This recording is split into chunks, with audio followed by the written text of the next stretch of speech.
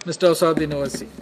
Sir, आपका बेहद शुक्रिया कि आपने 3 मिनट में बोलने वालों को इंटेलिजेंट कहा, और ज्यादा बोलने वालों को अब क्या कहेंगे आप बोल दीजिए चेयर पे, तो अच्छा रहेगा।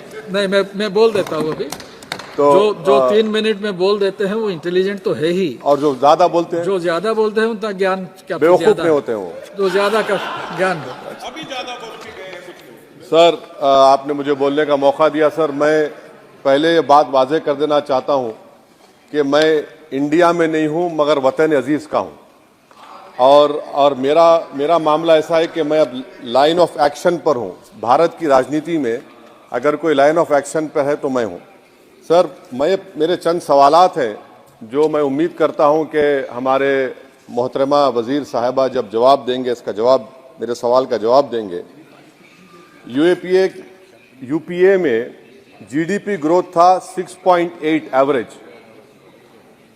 नरेंद्र मोदी की सरकार में जीडीपी ग्रोथ हो गया 5.9 एवरेज। इसका जिम्मेदार चीन है या पाकिस्तान है, बता दीजिए। Fiscal deficit as percentage of GDP, fiscal deficit as percentage of GDP sir, वो था 4.7 यूपीए के टाइम पर। नरेंद्र मोदी की सरकार में हो गया 5.1 एवरेज। इसका जिम्मेदार कौन है? हाँ, पाकिस्तान है। सही कह रहे हैं आप। मान लिया आपके अकल की तारीफ करता हूं। सर, इन्फ्लेशन है यूपीए के हुकूमत में 8% था, नरेंद्र मोदी की सरकार में 5% है। मगर क्या यह बात सच नहीं है कि जो ग्लोबल तेल की कीमतें थी 2008 से 14, वो एक बैरल $100 के ऊपर बिकता था।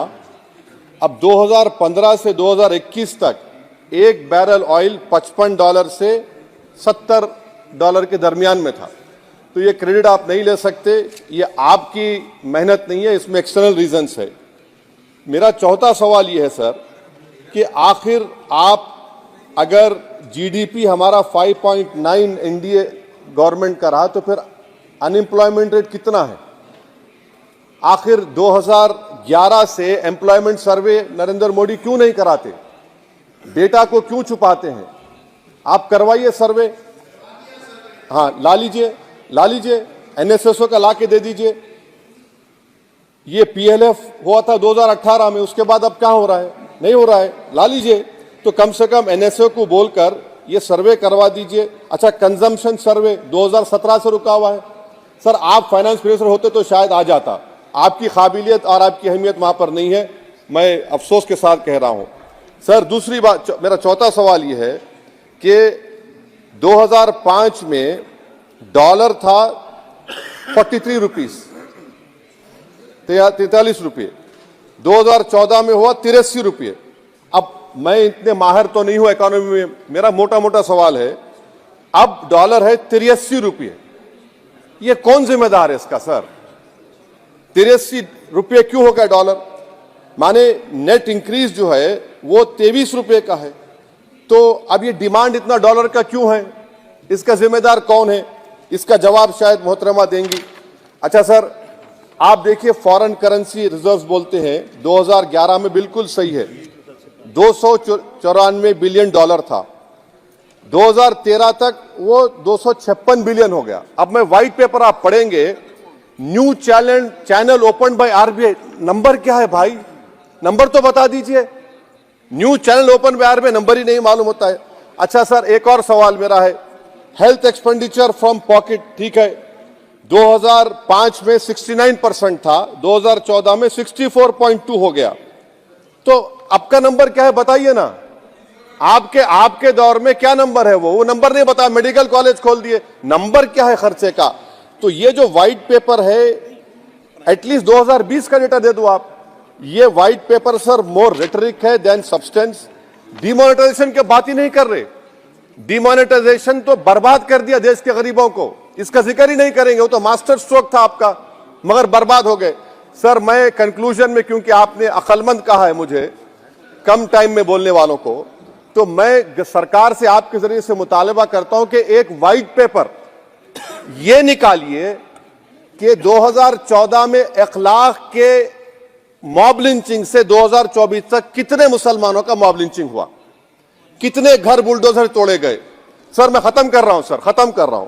और साथ ही साथ आप एक व्हाइट पेपर जारी कर दीजिए कि चीन 2000 स्क्वायर किलोमीटर पर कब्जा करके बैठा है या नहीं है, डेप्सांग डेमचॉक हमारे पास है या नहीं है। और आखिर में यूपीए के वक्त में माइनॉरिटीज बजट में फ्री कोचिंग था, आपने बंद कर दिया। मौलाना आजाद फाउंडेशन आपने बंद कर दिया। मौलाना आजाद फेलोशिप आपने बंद कर दिया। फाउंडेशन तो 9, 10, 12 माइनॉरिटीज के बच्चों को स्कॉलरशिप मिलते थे। प्री मैट्रिक स्कॉलरशिप आपने 9th क्लास से उसको रेस्ट्रिक्ट कर दिया।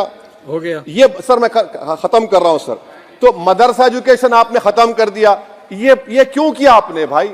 हद तो ये होगी कि आपके पास 2014 में एक मुस्लिम वजीर था, अब तो एक भी नहीं है, एक भी नहीं है। अजीब है मामला। अब आप देख लीजिए तो ये बातें हैं सर। और फिर सर ये व्हाइट पेपर में आप देखिए सर, ये व्हाइट पेपर में बिजनेस स्टैंडर्ड का एक आर्टिकल का जिक्र है मिस्टर शंकराचार्य का।